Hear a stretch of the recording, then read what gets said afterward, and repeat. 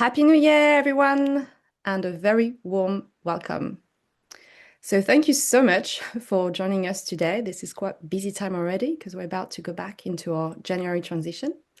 My name is Magalie, and I am a medical herbalist. I'm also an inner trauma release therapist.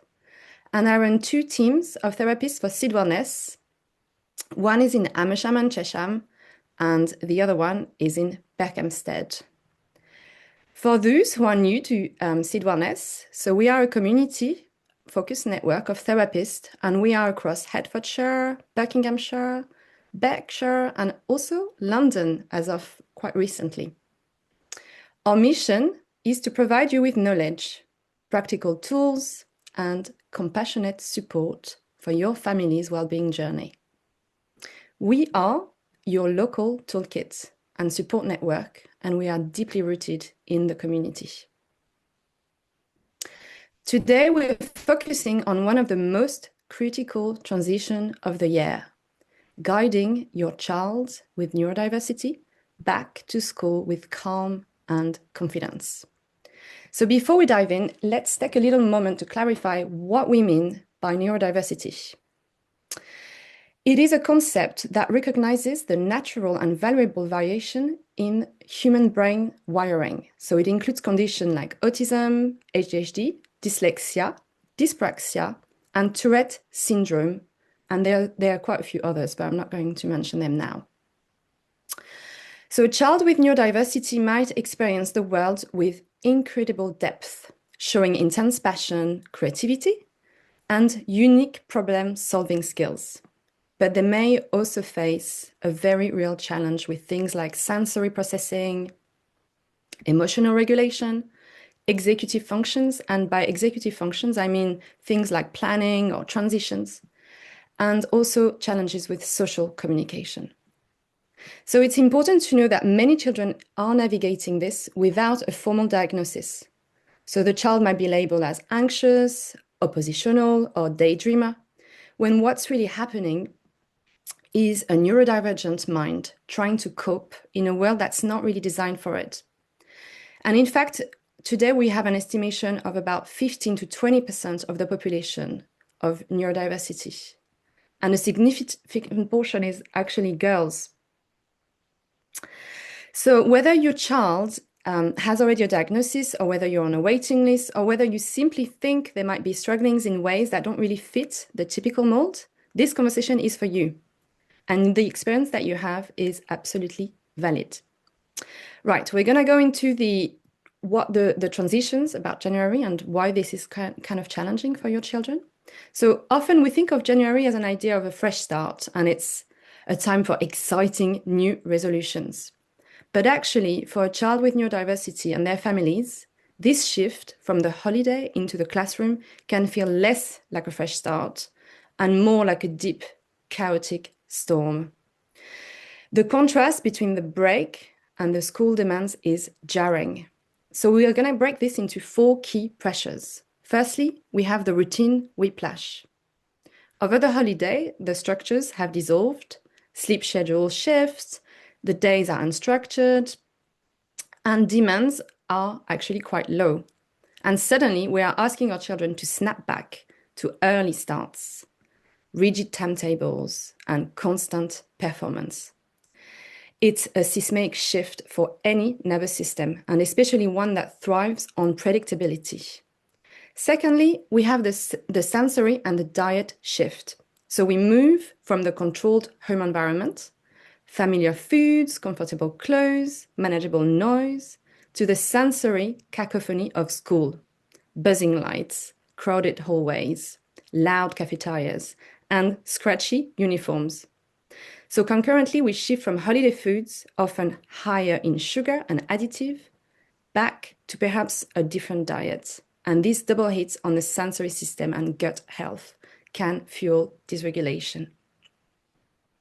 Thirdly, the cognitive and the social demand. So after a period of lower demand, the child is suddenly required to focus, process instructions, manage homework, navigate complex social landscape. And the cognitive load skyrockets. while the social batteries is drained by the sheer effort of masking and navigating peer interactions. And finally, we have the relational ripple effect, and this stress doesn't exist in a vacuum. The child's anxiety becomes the family anxiety. Meltdowns, school refusal, homework battles create a cycle of parental guilt, frustration, and feeling utterly overwhelmed. Often our own triggers, stemming from our past, of our own unmet needs can get activated, and this makes it harder to respond calmly as a parent. So, if you're feeling anxious about next week, or if you're bracing for the morning battles or the afternoon fallout, please know this. You are not failing and you're not alone. You are facing a real multi-layered challenge. And today is about moving from feeling powerless to feeling a bit more proactive. And we're here to give you and your child compassionate, practical toolkits. Not just to survive the transition, but to navigate it with ease and connection. So let's begin. We're going to start by introducing each other. And we'll just say our name, what is the therapy that we offer, and where we are based. So I'm going to hand over the mic to Suzanne. If you want to unmute yourself, Suzanne, and let's go. Good morning, everyone. Happy New Year, and lovely to see some faces that I know that have joined us as well. So I'm Suzanne, and I call myself a children's and families wellbeing practitioner, and I am based in Berkhamsted. And I will tell you more later. Thank you, Suzanne. And I think you said you were in Berkhamsted. I don't know if I missed that. So, And based in Berkhamsted, and I work in the surrounding areas as well. Brilliant. Thank you so much, Suzanne. I think we can go with Carolina next. Hi, guys. Good morning. I am Carolina Taylor. I'm a parenting and life coach located in Amersham. I work with parents of children of infancy to early teens. I work with parents, not with the children. I support parents to slow down and understand what's happening inside them first, because when parents feel more regulated, children often do too. My approach is reflective, nervous system aware, and rooted in emotional regulation. I don't focus on quick fixes or telling parents what to do. Instead, I help them reconnect with their values, understand their reaction, and find small and realistic ways to respond with more calm and compassion, especially when challenging moments are happening. My approach is very practical and supportive, designed for real family life. Thank you so much, Carolina. Louise? Hi, I'm Louise, and I'm a child nutritional therapist, specialising in supporting families with picky eating, sensory sensitivity, and nourishing the neurodivergent brain. And I'm based near Great Missington, Amersham Way, but I work remotely on Zoom. So yes, I can. That's the way my clinic works at the moment, not face to face. Thank you so much, Louise. So next, we're going to go into building that family toolkit. And each of us is going to introduce a little bit more on how we support transitions in this time, and then we'll give you a free actionable strategy for this week. Whilst you're listening to this, you're very welcome to pop in any questions in the chat box that you might have, because at the end of that, we will go into live Q&As and we'll be happy to answer anything you have. Okay, so Suzanne. Hi, so I work with children and parents to support their well-being. I see us very much as a team around the child. And for me, it's very much about coaching the parent, a bit like Carolina does, to support parents to step back from their child's behaviour and understand what's going on for them.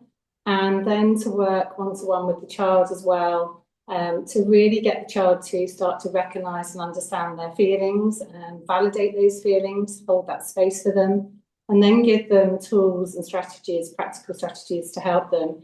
That can include mindful techniques. It can include them understanding how their thoughts, feelings and reactions all connect. And I also teach them about the brain and what's going on for them. So again, sort of getting them to understand what that behaviour is trying to communicate. So I tried to think about what my key top tips might be, particularly for after school. So if you think about it, your child has maybe had quite a lot of connection time with you over the holiday. They, like Magalie said, not had routine and structure in the same way. For some, that works, and for some, they might be really craving that routine. Personally, I know that routine really supports us. It helps children to feel safe and secure, and life becomes more predictable, and they feel more in control. So my top tips I'm going to share are for after school pickup. The first one is really important, and it's checking in with you and how you're feeling emotionally. So even before you go and pick your child up, I would really encourage you to put your phone away, not spend that last few minutes of scrolling through your phone, trying to catch up, communicate with people. Put your phone away and take that time to pause and take a breath and really check in with how you're feeling. And I know Carolina is going to share some breathwork techniques, so we're not going to overlap there, so I won't do that bit.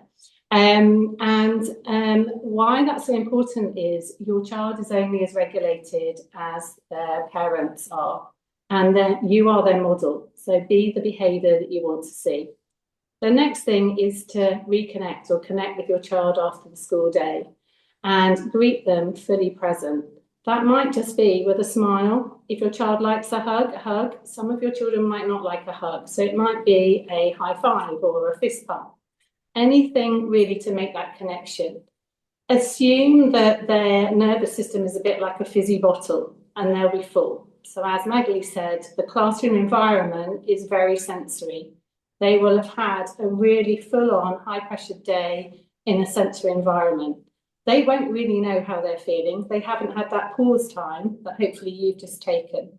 So assume that they are a fizzy bottle and don't bombard them with lots of questions. They will talk to you when they're ready and their head will be full of just needing to release. So assume they haven't drunk anything. In schools, we do encourage them to drink, but they will be dehydrated. So my advice is greet them with a nice cold bottle of water, nice, healthy, crunchy snacks. That's really good. It helps them regulate. I know that Louise will talk more about that, but I would advise carrots, breadsticks, hummus, a cucumber, celery, any of those sort of things, really healthy snacks. Think about what you're putting into your child. It's really important. And then imagine they need to release some of that fizzy bottle. So actually, if possible, I would encourage them to have a run around the park, run around, let off some of that stored up energy. A lot of our children will have been holding in a lot where they weren't able to move as much as they would like to. If that might be going to the park, swinging, spinning, monkey bars, anything like that's really good for releasing that stored up energy and emotion. Trampoline, this time of year it's harder. I really recommend a peanut ball at the moment. If you don't know what one of those is, it's an inflatable, sort of bit like a yoga ball. Really great for in the home. Children can bounce on it, they can roll on it, and it really helps with regulating their nervous system. So you want that energy release. And then it's so important, I really encourage you, I know it's busy at the end of the school day and they'll be going to clubs and so forth, but plan in some one-to-one quiet time with your child before they go to bed, because they need that connection. That's what makes them feel safe. When they're demanding your attention, it's because that's their biggest reward. They want to have that time with you. And that's the bit that I think that children really, really miss when they go back to school.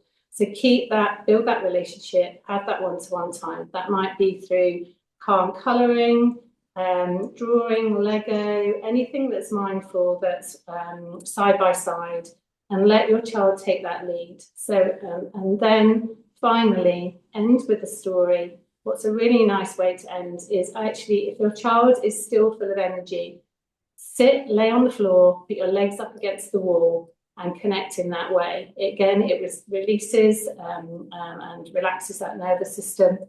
And finally, end the day, however the day's been, by reflecting on 3 things that have either gone well, that your child is grateful for or proud of. It's a really nice way to end the day in a positive way. And that's the way that they will then go to sleep with that nice happy hormone in their body to relax their nervous system. So that's my top tips on after school pickup and reconnecting with your child. Thank you, Suzanne. There was lots there. Thank you. Yeah, that was, sorry. I could have said more, so. That's okay. Carolina? Hello. Okay, so as we know, the 2 weeks during the Christmas holiday, it could be sometimes a bit overwhelming for parents and for children. And my top tips will be for the parents. I want to focus on how you are feeling, and because when we regulate as parents, like I said before, children feel that and they feel safe when they're around you as a parent. So my first tip would be check on how you are feeling. This weekend, just before school starts, how you feeling? Are you feeling anxious? Are you feeling a bit worried about the kids going back to school? Are you feeling calm? So when you start acknowledging how you're feeling, you can also ask yourself, if I'm feeling overwhelmed, what do I need? What do I need right now?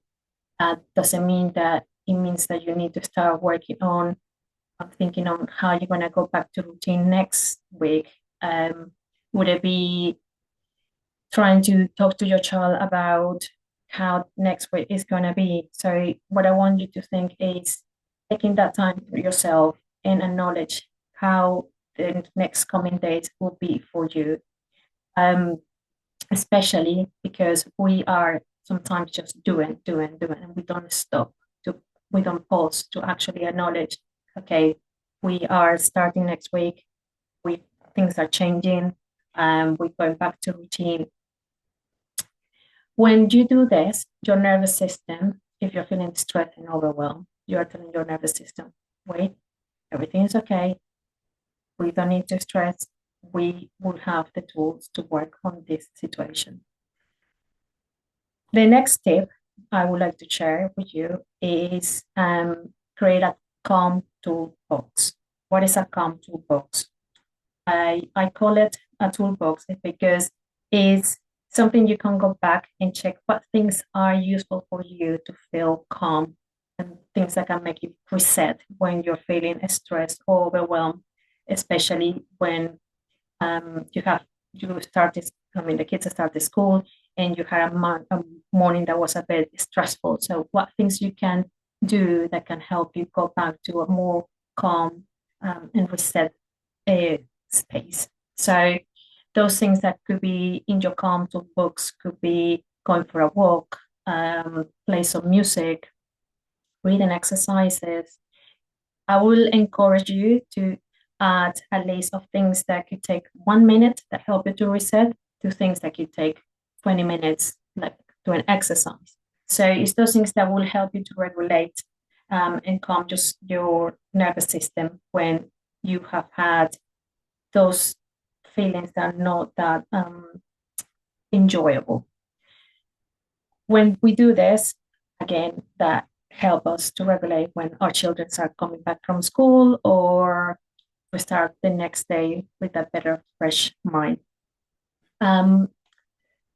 I will encourage as well to do that exercise with your child, or if you start noticing what things are also calm your child, so you can create a calm toolbox for your child as well. So you both can have one that you can always go back to when you are feeling the need of reset, or sometimes that me time that will help you feel calm. And the other tip that I would like to share, like Susanne mentioned, is some breathing exercises.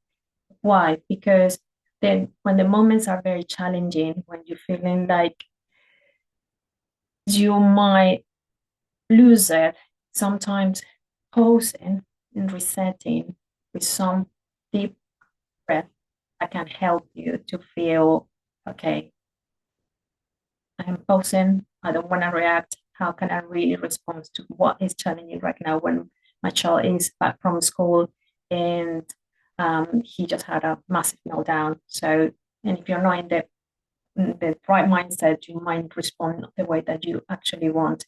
So, two breath work exercises that I really like to suggest are, one is the box breathing, which is you take a moment, you pause, and you start breathing for 4. 1, 2, 3, 4. Hold for 4, and then breathe out for 4, and hold for 4. You can repeat that a couple of times, and then you will start feeling that your inside you start calming down. Another good breathwork exercise is you take a breath, you count 1, 2, 3, 4, and then just breathe out very slow, counting unto 6. So 1, 2, 3, 4, 6. And repeat it 3 times, 4 times until you start feeling, I'm putting my hand here, I'm not sure if you can see your chest, and you start feeling that sensation of calm, like things are okay. So you're sending that signal to your nervous systems that things aren't, it's not a tiger that's coming to attack you. It's that you can handle the situation in the best way. So I think those are my 3 top tips. Your checking on how you're feeling, your calm toolbox, and your breathing exercises. Thank you so much, Carolina. That was very helpful. Thank you. Louise? Hi. So so as a nutritional therapist, I focus on the type of foods that fuel the brain and the nervous system. So like we've talked about the stress of transition from a calm holiday environment to that intense school demands. And some children experience high cortisol, fight or flight. And there are key nutrients that I'm going to talk about today that help have that kind of grounding role. They help with that emotional regulation, improve focus and stabilize energy. So that transition is less overwhelming. And one of the key nutrients are healthy fats, such as omega-3, which you find in oily fish, some eggs, if their chickens are fed on flax seeds, plant sources are walnuts and chia seeds. Obviously, foods that some children, well, as parents, will struggle to encourage them to eat. And that's a big part of my role, as rather than asking parents to provide, feed their children salmon, I'll come up with solutions to help encourage those healthy fats.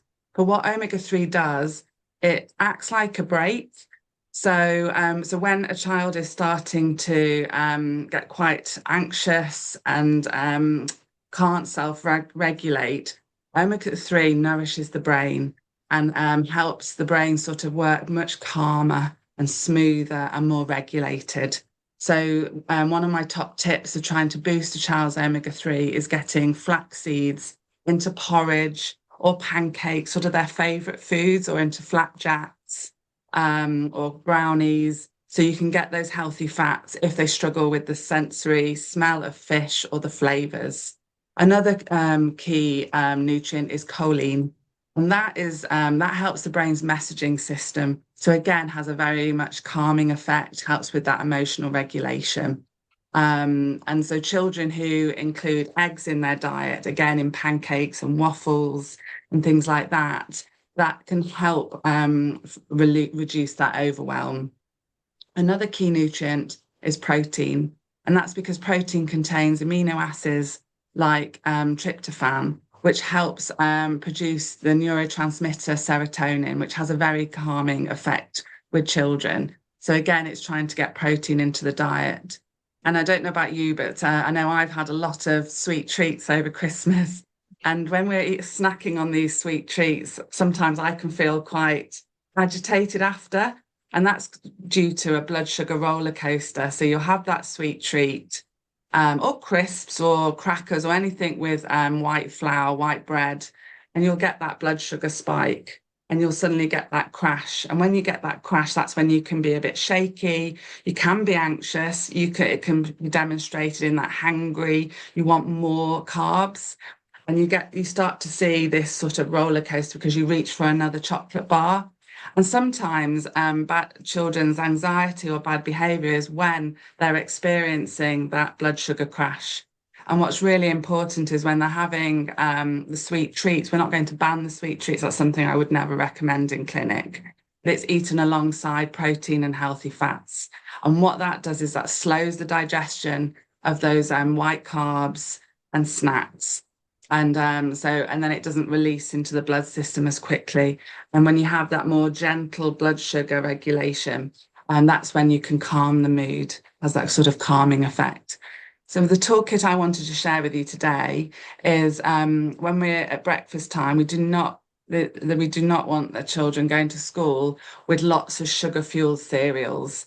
And if you can try and encourage some protein into breakfast, that can really help regulate that, sort of calm that mood down. So they're going into school a lot calmer. So a pancake, as I said, with oats, eggs, flax seeds or nut butters and seed butters can boost that protein in the morning alongside their favorite cereal. And that can really help set them up ready for school that morning. Thank you. Thank you so much, Louise. Right, so I did introduce myself a little bit at the start, but today what I'm going to bring on is not so much about the medical herbalism, because this is always the part which is very challenging for me. People, I mean, I wish I could create a potion that I would give your child and then send them right through in a calm setting. But herbs are very individual. So, while, for instance, chamomile can be really calming for one, it can actually agitate someone else, which is really interesting. So as medical herbalists, this is the biggest challenge we have, is to explain to people that it's not a herb for a symptom, as would be with conventional medicine. It's actually a completely tailored protocol where we look at somebody's entire body system, and then accordingly to that we will have different herbs. So 5 people with same thing will probably have 5 completely different prescriptions. So I'm just going to walk away from the herbs today, which is always hard for me. The other thing I do a lot in my work is supporting families and children through the inner trauma release therapy. And also I facilitate 2 days a week in an alternative provision on my farm, where I work with families and schools to support children with neurodiversity.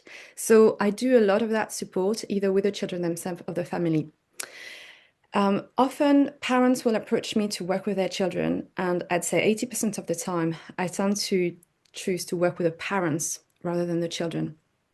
So the reason for this is, yes, often children are manifesting symptoms, but very commonly what the child is manifesting is actually something which is in the energetic field of the whole family and the parents themselves.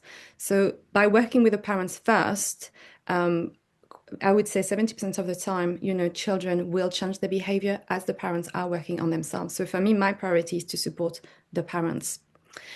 And today, I think one of the things that I really want to demonstrate here, what the importance of that is, this transition that we're all going through in January. If you go back to yourself, your own childhood, how was it for you when you went to school? And that's a very, very big, important starting point. Some of us will have zero memory, but some of us will. And just even checking that, do I still hold memory of my own anxiety as a child? How did it feel? How did I go to school? And if you can't remember, if you still have your parents around, you can ask them as well. And that's really interesting, because part of my work is crucial around what I call the inner child. So your own inner child. When you were 5, when you were 6, you will have hundreds of them. How does this inner child feel today? Because often we haven't actually released them, and that inner child is still kicking in. So when your child is going to school next week, your inner child is also activated and getting really anxious. And then what happens is your child, your actually real child today, can feel that and will manifest and will almost it will almost communicate to you what your own child is feeling, the younger you. So the starting point is to really connect there, and you can do that ideally, obviously, having a few minutes to yourself and just going back to that place. And what's really important, and I love to work with the somatic aspect, is to check in your body. When you go back to how does it feel to go to school, is there a part in your body that feels either jittery, constricted? It can be the throat, it can be the chest. It's often one of those chakra points. And once you kind of go there and connect, is to just talk to yourself. You have your adult you today, and the adult you is able to handle, the transition. Your own younger self wasn't at the time, maybe didn't have the support, maybe mom and dad were too busy, maybe they had their own trigger. But the adult you today is a strong individual. And then you can use the adult you to talk to the younger you and explain that, okay, we can see that you feel anxious, we can see that. And you can hold your own younger self. So that's usually the first part, which is acknowledging your own trigger with these transitions. And then the other part that I love to invite a little bit in relationship to what was said before between Carolina and Suzanne is to connect with your own child, and so the real one, not the younger you, the one that's going to school on Tuesday, possibly next week. And to share that story with your child. How did you feel? How was it for you when you went to school? Because your children love to hear those stories. And when you do that, not only you enable them to name their own feelings because you're naming your feelings, but also it helps them realize what's their emotion and what's your emotion. Because very often our children are expressing a part of us. So they're kicking off. And actually, if you take a step back, you realize, oh my God, I'm actually anxious. I'm the one. But if you're not naming it, your child cannot make the difference. They're like a little sponge. And so for them, it's really helpful to make that distinction. Oh, okay, this is not my anxiety. This is mom or this is dad. And then that helps them navigate that for themselves. So you're basically doing two birds, one stone. So that would be my little freebie for the day, which for some of us might be really, really hard, especially if you've not done any work on yourself. So, it's not a one-day process, and that can be a practice on an everyday, every time something is happening. And actually, what I often say, and I do that myself at home, is when my kids are really becoming demanding, when I feel like they're nagging me, I just take a step back and check in. How am I feeling right now?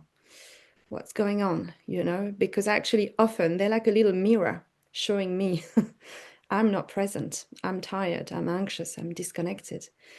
So our children can be our little gurus to an extent, they're helping us check on ourselves. So hopefully, that will help you get a little bit, through the way. And when I was listening to you, Susan, actually, I was thinking about the connection. There is this really good book, Playful Parenting. I highly, highly recommend that book, Playful Parenting. It gives you loads of little tools on how to create playful games with your child to reconnect. And that's really helpful, especially for meltdowns and things like that. So I just thought I'll try to add it to the email. I'll add a link to it as well so you can get it. Right, so that's for now. Has anybody got any questions on any of the parents listening to this right now? Please, you can either unmute yourself and ask it live or put a question in a chat box. Anything that you might, want to ask more about what was said or struggle that you might have yourself or, anxiety for next week. Oh, yes. Okay, thank you, Daisy. Daisy, yeah, Daisy said she loved that book, so she's used it as well. If not, we can use one of because we get current questions thrown at us all the time. So yes, we could talk about possibly a situation with school refusal, how to handle a school refusal in the morning. And I think that might be one for Suzanne and Carolina, actually.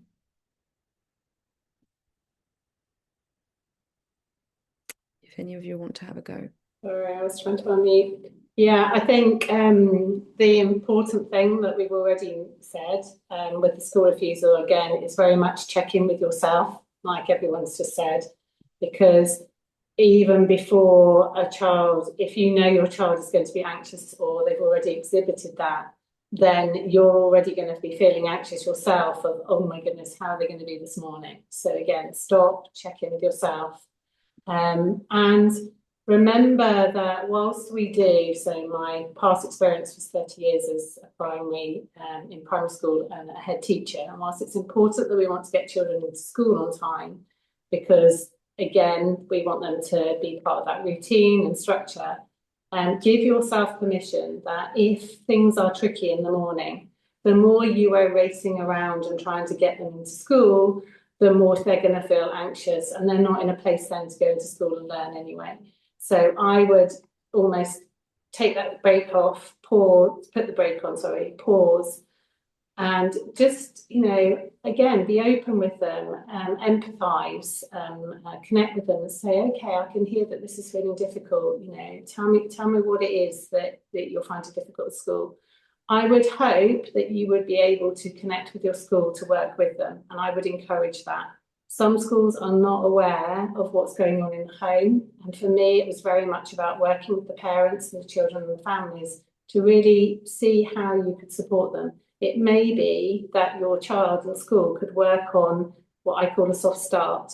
So going into school, but not having to go straight into that work and learning, but actually maybe doing something more mindful, like colouring or going to feed the fish or something. So I would really try and take that time, and not in the moment. If the child is really struggling, you know, when they're feeling more self-regulated, and you are too, that's the time to sit with them and recognise, you know, I can see that this is feeling hard for you to go to school right now. Tell me a bit more about what's going on for you. What do you feel you need? And also focus on the positives of school. What are the things that they are looking forward to, that they do like? Normally, they will tell you quite often they like playtimes, or there's a certain subject they're looking forward to. So maybe look at within the week, what are those things that they have got to look forward to? So there might be elements of school they don't like, but I would really, really encourage you to work with the school. And if you are struggling with that, that's when it's really important as well to tap into someone like myself or Carolina, and we can work on looking more in depth about what's going on for you and your child. It's quite a complex one. It's not a quick magic wand answer, I don't think. But yeah, I think empathizing with your child, and then feeling, for a child to feel emotionally safe and secure, they need to feel seen, heard and understood. So I think that's really important. Thank you, Suzanne. Anyone else wants to add anything to that? Yeah, could I ask a question on the diet, please, if that's possible? Sure. So everything you said makes sense: the protein, the omega oils, etc.